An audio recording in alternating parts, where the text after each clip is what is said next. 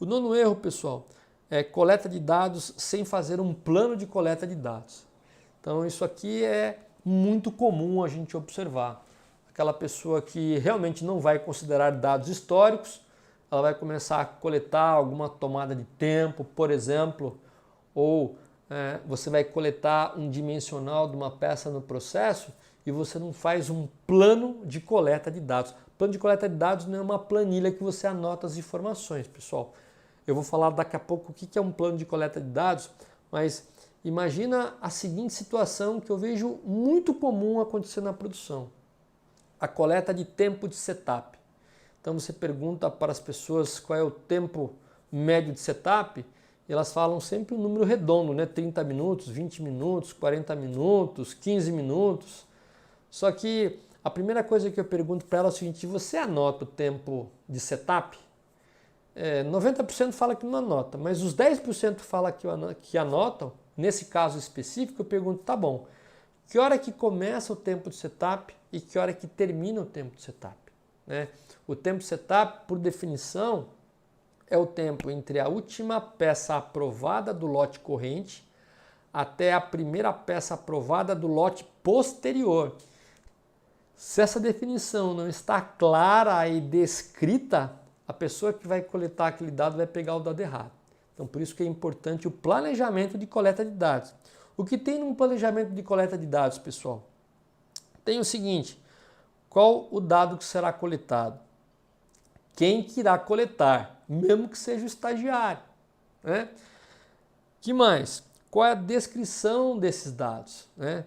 É um dado contínuo ou é um dado atributivo?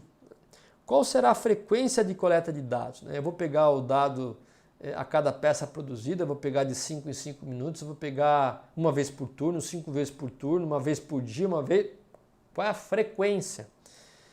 Qual é a unidade de medida? Se for tempo, por exemplo, eu vou pegar em minutos, em segundos, em horas, né? Qual é a precisão da medida? Aonde ele será registrado? Onde eu vou registrar esse dado, né? Que é uma planilha de coleta de dados, ou um checklist, ou uma folha de verificação, que muitas vezes a gente chama.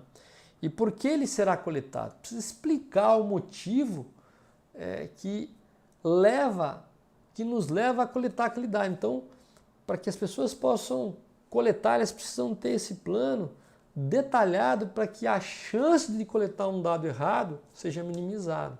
Então está aqui aí o plano de coleta de dados, que é o nono erro. Bom, aqui é um exemplo para vocês de uma folha de verificação que é composta dentro do plano de coleta de dados por um defeito atributivo. Então aqui, por exemplo, já existe pré-formatado essa folha de verificação, que nesse caso em específico checa a presença de bolhas em para-brisas, e esse tipo de folha de verificação ele serve para mensurar o quê? Qual é a localização dessas bolhas? Qual é a quantidade de bolhas que está aparecendo? Qual é a forma das bolhas? Qual é o tamanho?